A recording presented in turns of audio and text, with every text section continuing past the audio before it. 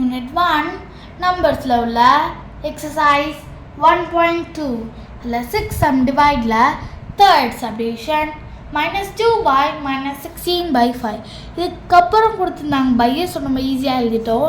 இப்போ இது என்ன எப்படி கொடுத்துருக்காங்கன்னா இதுவுமே ரொம்ப ஈஸி தான். நான் என்ன சொன்னேன், கீழே எந்த நம்பர் இல்லைன்னா 1 எடுத்துக்கோங்க அப்படின்னு சொல்லிட்டேன். by -6/15. இப்போ இங்கே என்ன ஆயிரும், -2/1 divided by -6/15. 2 1s are 2, 2 3s are 6, 3 1s are 3, 3 5s are 50. அப்படி பண்ணலாம்னா அப்படி பண்ணக்கூடாது. நம்ம என்ன பண்ணணும், நான் ஏற்கனவே சொல்லிகிட்டே தான் இருக்கேன் எல்லா சம்லேயுமே. செகண்ட் ரேஷனல் நம்பரை ரெசிப்ரோக்கலாக மாற்றணும். ஓகேவா? இப்போ ரெசிப்ரோக்கலாக மாற்றணும்னா நம்மளுக்கு என்ன மல்டிப்ளையாக மாறிடுமா? அப்போ -2/1 multiply by 15/6 மைனஸ். இப்போ இந்த மைனஸும் கேன்சல் பண்ணிடும். ஸோ இங்கே என்ன ஆயிரும், கேன்சல் ஆயிருமா?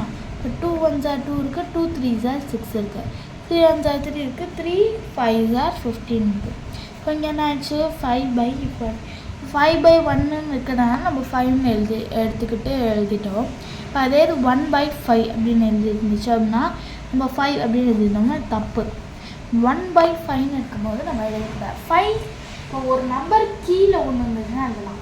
இப்போ ஒரு நம்பர் கீழே இருக்கா, அதுக்கு மேலே ஒன்று இருந்துச்சுன்னா நம்ம அது ஒரு நம்பரை எழுதிக்கலாம். அதாவது அந்த நம்பர் மட்டும் ஃபர்ஸ்ட்டில் இருக்க நம்பரை மட்டும் எழுதக்கூடாது.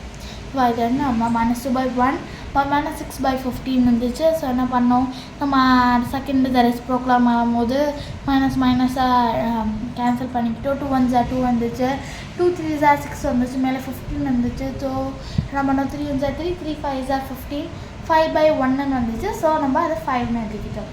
அவ்வளோதான், ரொம்ப ஈஸியான சம் தான். உங்களுக்கு நல்லா புரிஞ்சிருக்குன்னு நினைக்கிறேன். நம்ம அடுத்த வீடியோவில் பார்க்கலாம்.